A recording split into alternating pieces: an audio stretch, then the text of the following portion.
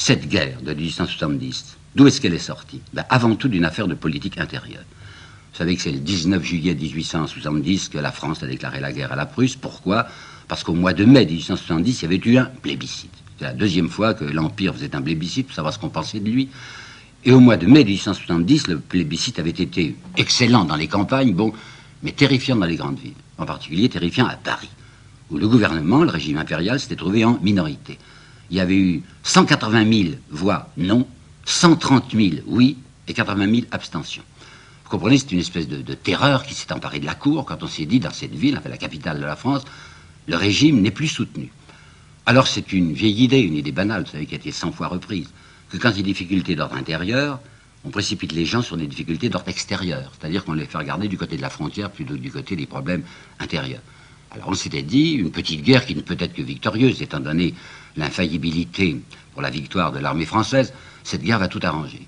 Alors on avait décidé, contre la volonté de Napoléon III, qui avait plutôt peur, mais on avait décidé à la cour, surtout par la volonté de l'impératrice, laquelle se faisait du mauvais sang pour son fils, qui avait déjà 15 ans, et qui allait bientôt succéder au vieux papa qui n'était pas bien, et il fallait raffermir le trône. Alors c'était elle, l'impératrice, qui avait dit, si, allez-y, allez-y, cette guerre ne peut être que victorieuse. Bon, vous savez le résultat. Mais il s'était produit, donc 19 juillet, mais il s'était produit au début d'août une catastrophe dont vous allez voir la portée intérieure. Ces catastrophes, c'est qu'il y avait eu des désastres à la frontière, il y avait eu Wissembourg, Forbach, etc. Enfin, les troupes françaises avaient été bouleversées, avaient été en déroute, mises en déroute. Et le gouvernement, pourtant un gouvernement impérial, le comte de Palikao, c'est un militaire qui avait pris le pouvoir, décide, dans la nuit du 8 ou 9 août 1870, de faire une chose qui va paraître à des tas de gens fous, folles. Quoi donc? Il décide d'armer la garde nationale, c'est-à-dire de donner des fusils à tout Parisien qui demanderait un fusil pour la défense de Paris, puisque les Allemands, les Prussiens, étaient en train de s'approcher de la capitale. Pourquoi c'était une folie? Parce que la garde nationale, qui a été créée depuis 1889, vous savez, c'est une idée du marquis de Lafayette, qu'est-ce que c'était en soi, la garde nationale? C'était une espèce de milice supplétive organisée par la bourgeoisie pour faire tenir en respect les pauvres. Lorsque Lafayette avait décidé la création de la garde nationale, il avait décidé aussi que pour entrer dans la garde nationale, il fallait payer son uniforme. L'uniforme coûtait 80 livres, c'est une somme considérable à l'époque, et aucun ouvrier, aucun membre du prolétariat, aucun pauvre ne pouvait entrer dans la garde nationale. À travers tout le 19e siècle, ça avait continué comme ça. La garde nationale, c'est cette force supplétive à côté de la police et à côté de l'armée pour tenir en respect les pauvres. Et voilà, tout à coup, dans un drame national, parce qu'on avait peur que Paris soit investi, ce qui allait en effet se produire, le gouvernement dit, ben tant pis, des fusils à tout le monde. Des fusils à tout le monde? Des fusils aux pauvres? Mais qu'est-ce qu'ils vont en faire de ces fusils, les pauvres? Alors là, je voudrais vous citer une phrase de Maurice Barrès dans Les Déracinés, c'est 1897, où Barrès aura cette formule qu'il faut retenir, qui est très grave, mais qui est très importante. La première condition de la paix sociale est que les pauvres aient le sentiment de leur impuissance. Alors, comment voulez-vous que les pauvres aient le sentiment de leur impuissance? Ils ont des fusils. Par conséquent, une espèce de terreur va saisir la classe procédante à Paris en se disant, mais on va continuer, enfin tout va être renversé si les pauvres ont des fusils. Si bien que, lorsque se produit le désastre quasi final, enfin Sedan, où 80 000 Français sont faits prisonniers, où l'empereur est fait prisonnier lui-même, donc où l'Empire s'écroule, c'est une épouvante, vous m'entendez, c'est une épouvante dans la classe possédante, dans la classe dirigeante de Paris, à l'idée, il n'y a plus d'empire, les gens vont crier République, cette République va être appuyée par des gens qui ont des fusils, qui sont les démunis, qui sont les pauvres gens, où allons-nous? Si bien que le gouvernement qui va se constituer le 4 septembre 1870 est un gouvernement qui s'intitule gouvernement de la défense nationale et qui est en réalité purement et simplement un gouvernement de la défense sociale. Ces gens-là ont pris le pouvoir pour empêcher de passer ce qu'ils appellent la subversion. Il ne s'agit pas seulement de faire des phrases, il s'agit de donner des textes. Je vous en apporte un qui me paraît décisif. C'est du général Trochu. Et qui c'est Trochu? Mais c'était précisément le gouverneur de Paris et en plus président de ce fameux gouvernement de la défense nationale. Alors, écoutez bien ce qu'il a dit Trochu dans ses mémoires, qui ont été publiés posthumes en 1996. Il a dit, notre gouvernement a sauvé la situation qui était perdue. Est-ce que ça veut dire qu'elle a été militairement perdue? Pas du tout, écoutez bien. Il a empêché la démagogie de prendre la défense de Paris et de produire dans la France entière un immense bouleversement social. Bon, alors c'est très clair, La politique de ces gouvernants, qui s'intitule gouvernement de la défense nationale, c'est avant tout de s'arranger pour que le socialisme ne passe pas. Et pour ça, ils n'ont qu'une idée, c'est que les Allemands gagnent le plus rapidement possible, investissent Paris, que les gros canons allemands soient braqués sur les faubourgs, ça fera tenir tranquille la canaille. Et il faut comprendre qu'à travers toute la France des notables, la France des châtelains, des ecclésiastiques, s'organise à ce moment-là ce qu'il faut bien appeler, d'un terme assez contemporain, une cinquième colonne, spontanée et fervente. Les gens de bien, comme on dit, vous savez, on n'est pas un homme de bien si on n'a pas du bien, enfin ça veut dire les possédants, quoi. Eh bien les gens de bien s'organisent spontanément, qu'ils soient de droite ou de gauche, vous savez, pour dire, mais ce qu'il faut le plus rapidement possible, c'est arrêter les frais de cette résistance, parce que la résistance est conduite par des républicains à la Gambetta, que Gambetta c'est plutôt un rouge, il se trompe du reste, et que si Gambetta gagne, c'est-à-dire que si la victoire est à la République, vers quoi allons-nous? Les Allemands, qu'est-ce qu'ils vont nous demander quand ils sont victorieux? 2 provinces, bon, c'est embêtant, on perdra l'Alsace, la Lorraine, on perdra Metz et Strasbourg, mais qu'est-ce que c'est ça? Au prix de ce qui nous menace, c'est-à-dire une subversion des structures économiques et sociales, c'est-à-dire un renversement de l'ancestrale organisation sociale qui avait été tellement bien définie par Voltaire. C'est une phrase que j'aime citer, je sais bien, mais peu importe parce qu'elle est trop peu connue.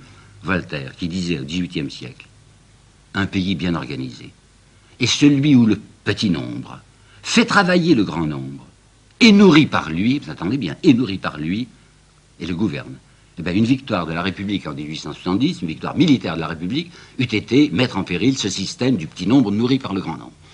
C'est pour ça qu'on va arriver le plus rapidement possible à la capitulation de Paris, que le général Trochu désirait depuis le début. On va faire voter les Français votent sous la conduite des notables, ça se passe le 8 février 1871, et on a, à Bordeaux, puisque c'est là que se rassemble l'Assemblée nationale, on a une Assemblée nationale admirable, comme on n'en avait jamais vu. Ce Victor Hugo va appeler ça la chambre introuvable, retrouvée. Chambre introuvable, je ne sais pas si vous vous rappelez, c'est 1815, à la suite de l'Empire, quand on avait voté pour la première fois en France. Du reste, c'était déjà uniquement des notables qui votaient. Et alors, on avait eu une chambre ultra-royaliste. Et bien, de même, ce qui sort du scrutin, le 8 février 1871, un scrutin, je vous le répète, dirigé par les ecclésiastiques, les châtelains et notables, c'est une chambre invraisemblable. Tout l'armorial français est là, tous les hobereaux, enfin, c'est rempli d'ultra-royalistes. Au point que, on peut dire qu'on revenait en 1871 à avant 1830. Vous savez, 1830, c'est le moment où la monarchie de Juillet a remplacé la monarchie légitime. Et les gens qui sont nommés à ces élections-là sont des légitimistes, enfin des gens qui veulent le retour des Bourbons. Je vous rappelle, 1829, hein, on est en 1829. Ces gens ont mis à leur tête M. Thiers. Pourquoi M. Thiers? Parce que c'était celui qui avait été le chef pratique et occulte, mais efficace, je vous assure, de la fameuse 5e colonne. L'histoire nous a appris que M. Thiers serait le libérateur du territoire en France.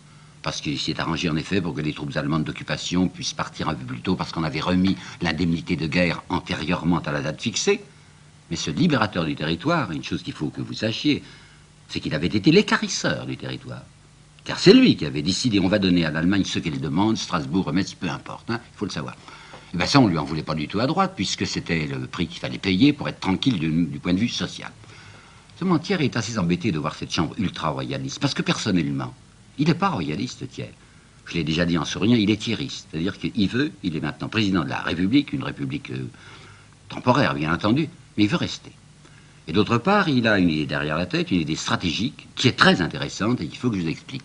Là, voilà cette idée stratégique. Il dit, voyons, les royalistes sont là parce qu'ils veulent empêcher de passer la subversion. Mais est-ce que la monarchie est un système vraiment aussi solide que ça, qu'on se l'imagine, pour se protéger contre le socialisme? Car le socialisme, c'est la grande terreur du 19e siècle.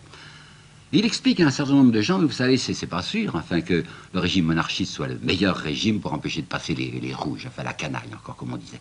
Pourquoi? Parce que, voyons, réfléchissez, dans un gouvernement monarchique, c'est la volonté d'un seul qui commande, la volonté du roi, du moins en principe. Hein. Alors la volonté d'un seul, c'est faible, hein, c'est vulnérable. Les gens peuvent se soulever au nom de la liberté. Tandis que réfléchissez bien à ce que c'est que la République en principe. Et auparavant, réfléchissez aussi, disait Thiers, à ce que c'est que l'autorité. Ben, l'autorité, c'est une formule qui n'est pas de Thiers, mais je crois pouvoir résumer sa pensée comme ça. L'autorité, c'est la force qui obtient une obéissance consentie. Hein, la force qui obtient une obéissance consentie. Alors, comme le mythe royal est en train de se défaire en France, on l'a vu à plusieurs reprises, il faut substituer à ce mythe royal un autre mythe qui sera le mythe du suffrage universel, c'est-à-dire le mythe de la volonté nationale. Et cette fois, ça sera extrêmement puissant comme rempart. C'est la volonté nationale elle-même qui décide qu'il faut faire une république, par exemple, conservatrice. Alors, quiconque se soulèverait contre un gouvernement républicain se soulève contre la liberté, puisque c'est la liberté qui s'est exprimée et qui règne à l'aide du suffrage universel. Alors, vous voyez quel attentat monstrueux. On peut mobiliser toutes les forces nationales contre ceux qui prétendaient lutter contre un gouvernement dit démocratique. Oui, mais qu'est-ce que c'est que la volonté nationale? En fait, c'est la majorité, hein. la majorité du suffrage universel, c'est-à-dire la moitié plus 1, ben c'est très facile d'obtenir la majorité du suffrage universel quand on sait s'y prendre. Et il en apporte deux exemples, monsieur Thierry. Il dit, mais regardez donc ce qui s'est passé en avril 1848. Regardez ce qui s'est passé, ce qui vient de se passer le 8 février 1871. C'est la première fois en 48 qu'on lançait tous les Français, y compris les pauvres, dans un suffrage. On leur donnait le droit de vote. Il y avait des gens qui en étaient épouvantés en se disant, qu'est-ce qui va en sortir? Il en est sorti. Une chambre admirable, moins belle que celle de 71, mais la chambre d'avril 1848, elle était conservatrice à bloc. Et maintenant, vous voyez ce qui vient de sortir? Une chambre en or, enfin, une chambre où ce sont vraiment les possédants qui sont les maîtres. Alors que pouvez-vous désirer de plus? Donc, si vous êtes raisonnable, hein, ne vous obstinez pas à essayer de rétablir une monarchie soit légitime, soit orléaniste. C'est pas intéressant. En réalité, le meilleur système pour vous défendre, c'est une république que nous appellerons la république conservatrice, et dont, bien entendu, disait modestement M. Thiers, je serai le maître. Il va former, autour de cette idée, un groupe qu'on va appeler le centre-gauche. Ce centre-gauche avec un nommé Léon Say, ça vous dit rien, mais Léon Say est une personnalité très importante de la France de la fin du 19e siècle. C'était un homme très riche, il appartenait à la compagnie des chemins de fer du Nord, à la compagnie de Casseville, il va rentrer à l'académie, c'est un économiste, comme on dit, distingué. Et bien Léon Say va être l'homme de paille de M. Thiers pour constituer ce centre-gauche, c'est-à-dire le centre du ralliement des affairistes intelligents à l'idée républicaine. Il a devant lui, Thiers, cette chambre qui est en immense majorité royaliste. Et il dit, je m'en vais dérouler parce que, heureusement, ces royalistes ne s'entendent pas.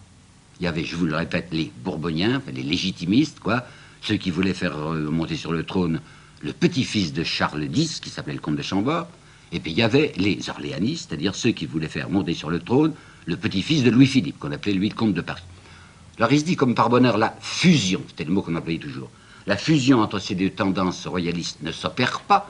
Je vais me glisser entre les deux et je vais essayer de développer mon centre-gauche de telle manière que nous obtenions la majorité, qu'on ne nous parle plus de restauration monarchique et qu'on fasse une France républicaine, entre guillemets, avec moi à la tête.